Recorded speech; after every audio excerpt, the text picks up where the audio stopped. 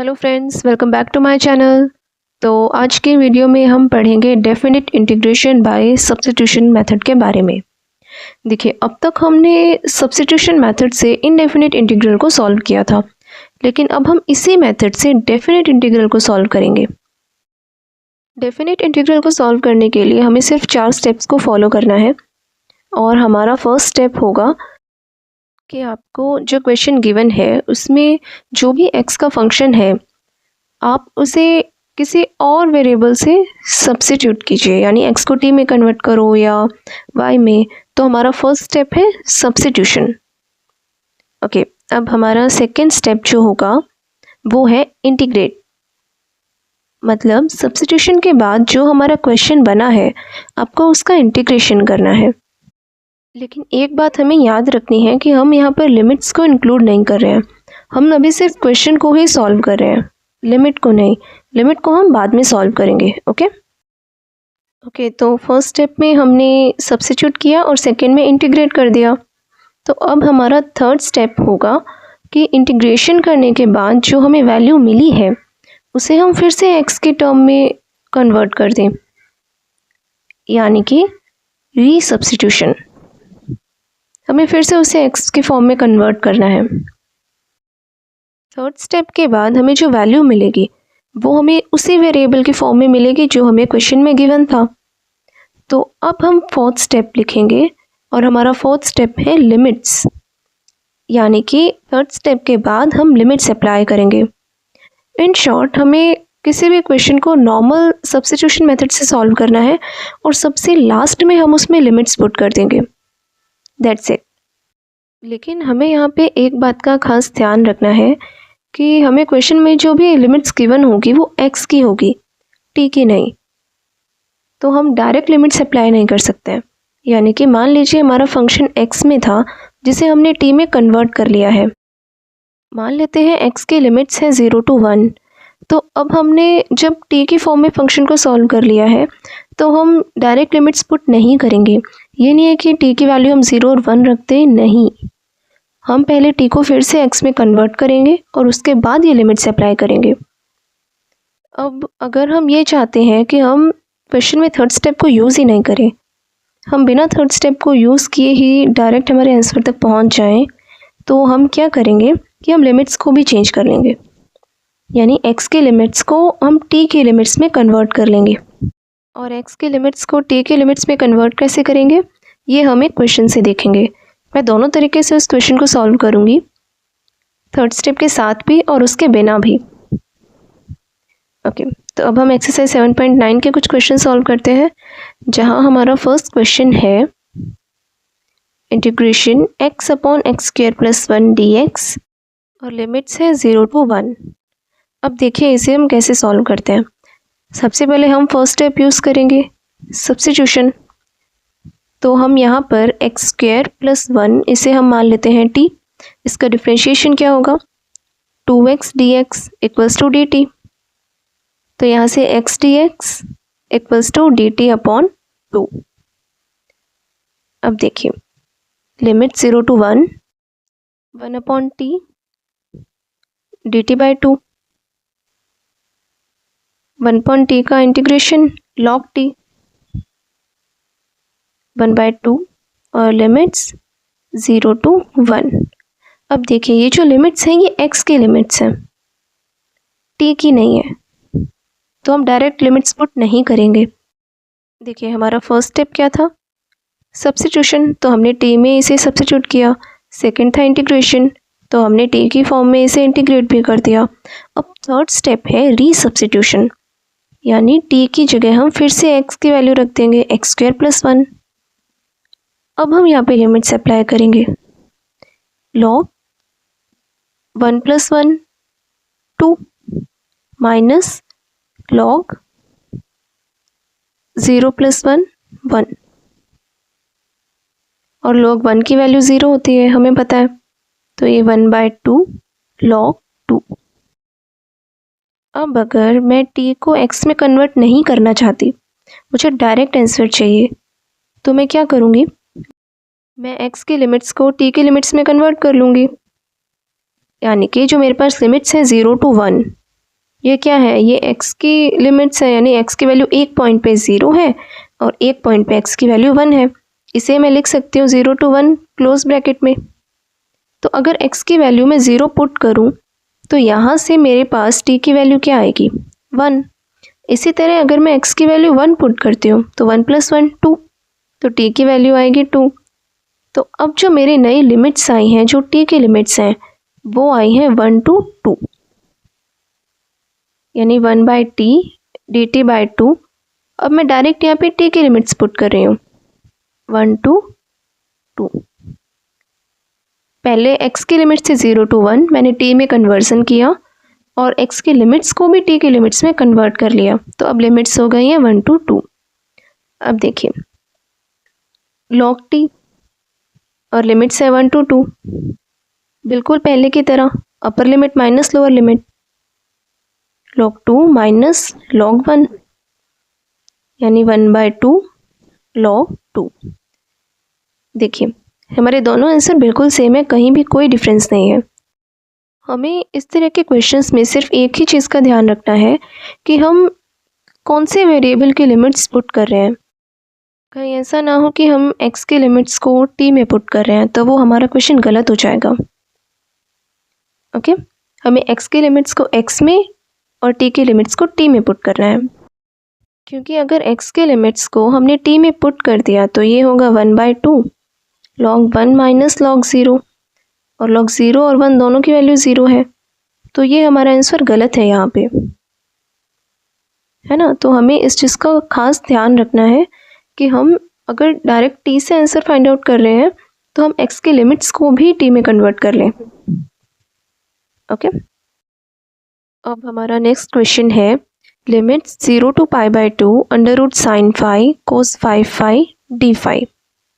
इसे सॉल्व करने के लिए हम sin phi को t मान लेते हैं, तो इसका differentiation cos phi d phi equals to dt।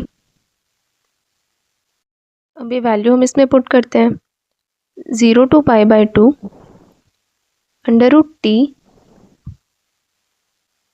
cos 4 phi cos phi d phi, इसे हम dt लिख सकते हैं। अब देखिए हमें पता है कि sin square theta plus cos square theta equals to 1, तो यहाँ से cos स्क्वायर थीटा की वैल्यू क्या आई, 1 माइनस साइन स्क्वायर थीटा, और cos 4 थीटा की वैल्यू क्या होगी, 1 माइनस साइन स्क्वायर थीटा और इसका स्क्वायर। तो यहाँ से हम लिख सकते हैं √t 1 माइनस साइन फाई की वैल्यू t है, तो ये t स्क्वायर और फिर whole square dt।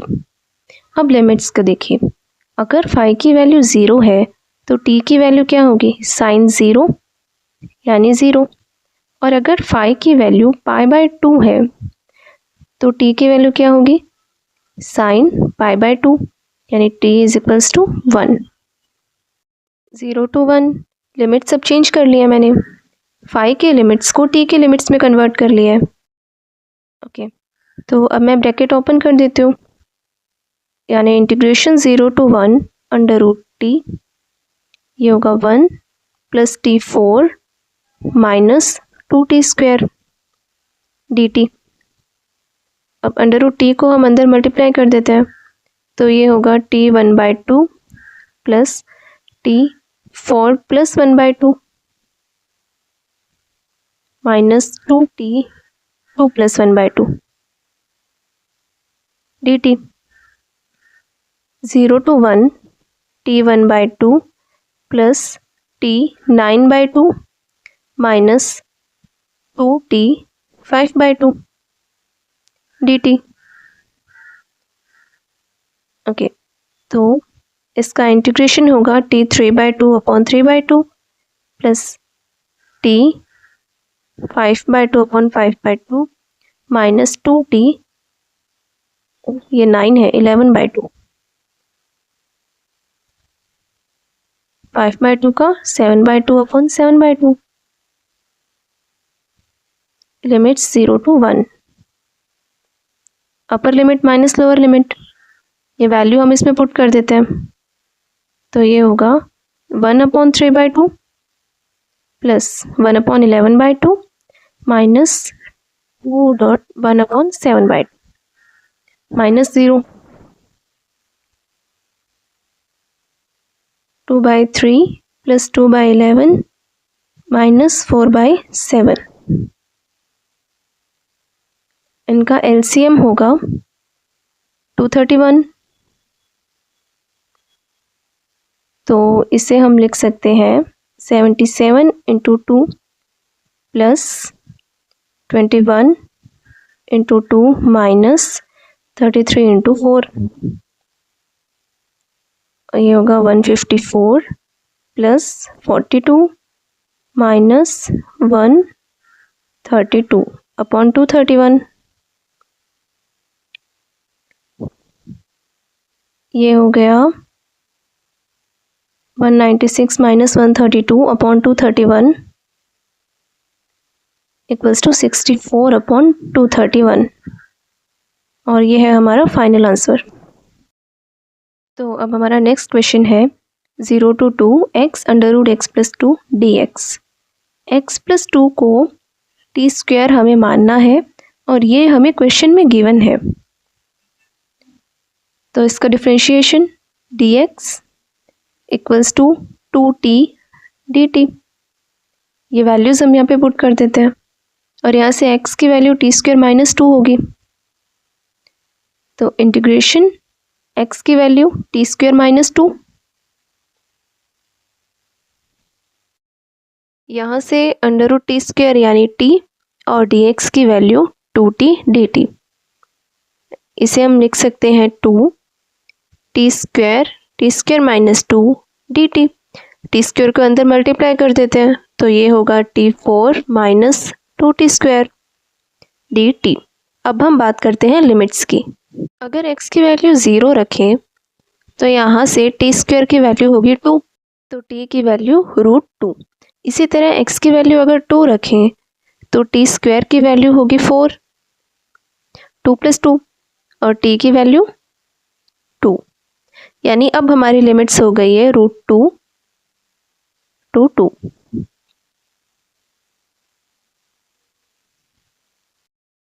2।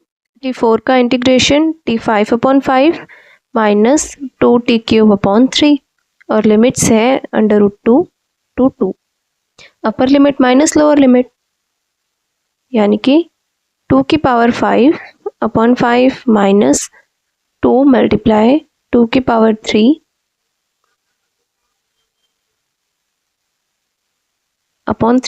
Minus √2⁵/5 minus minus plus 2.√2³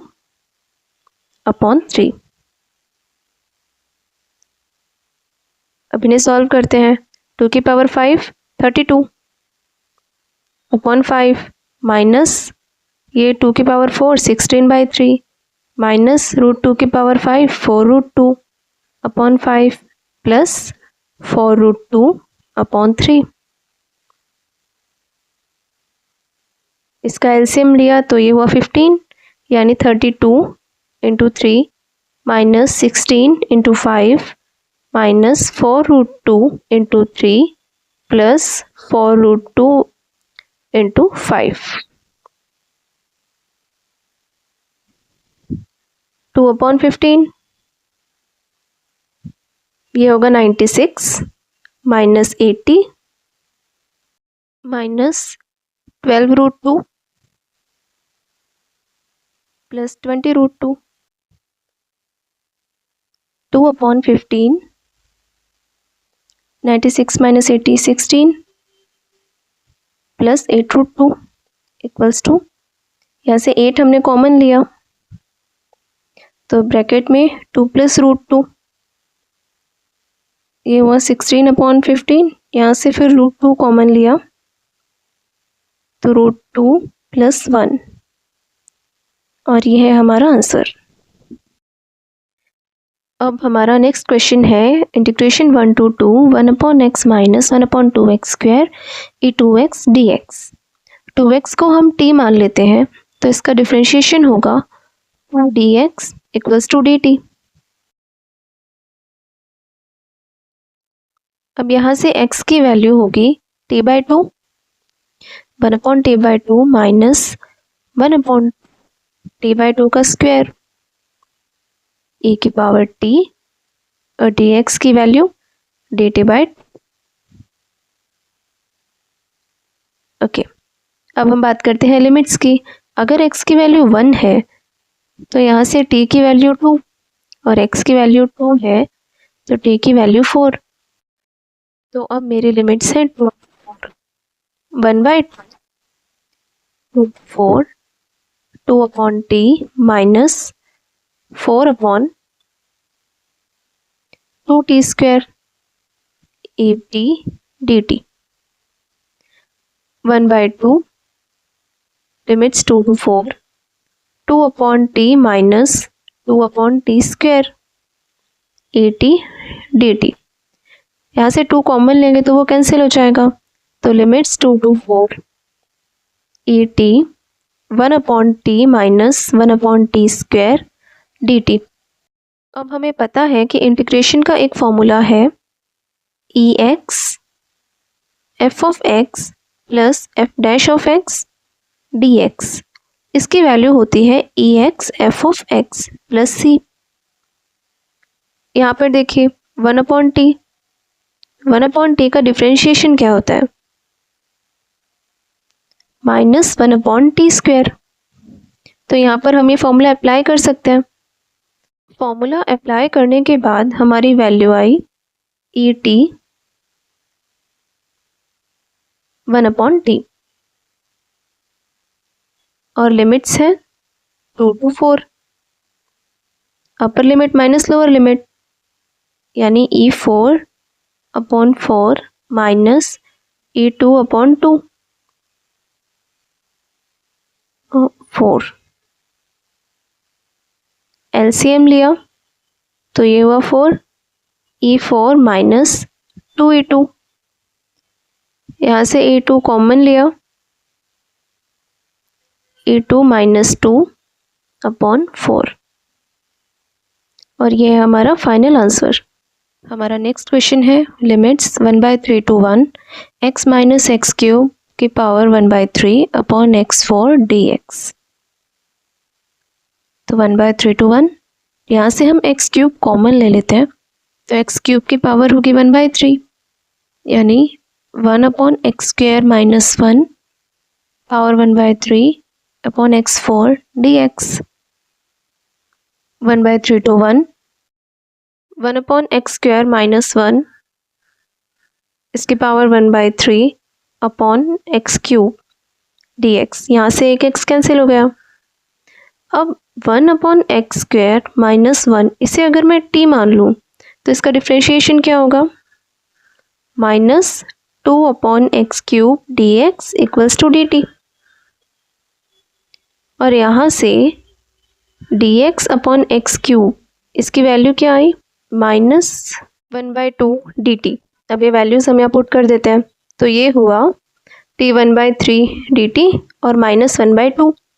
अब लिमिट्स देखते हैं। अगर x की वैल्यू 1/3 है तो यहाँ पर 1/3 पुट करते हैं तो यहाँ से मेरी t की वैल्यू क्या आई, 9 - 1 यानी 8। तो लोअर लिमिट 8। अगर x की वैल्यू हम 1 रखें तो t की वैल्यू 1 - 1 0।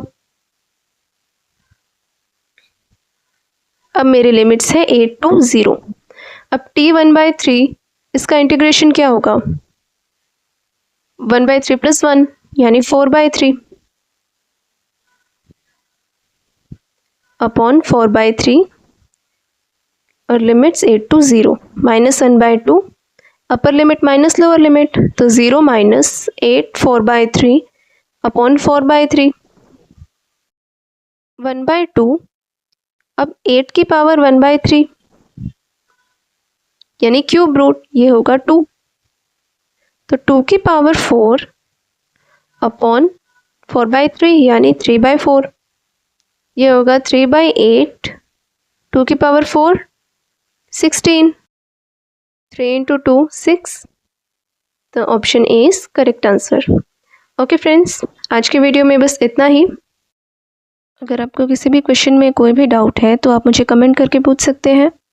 और वीडियोस पसंद आ रहे हैं then please like, share and comment and subscribe to my channel. Thank you for watching my videos. Thank you.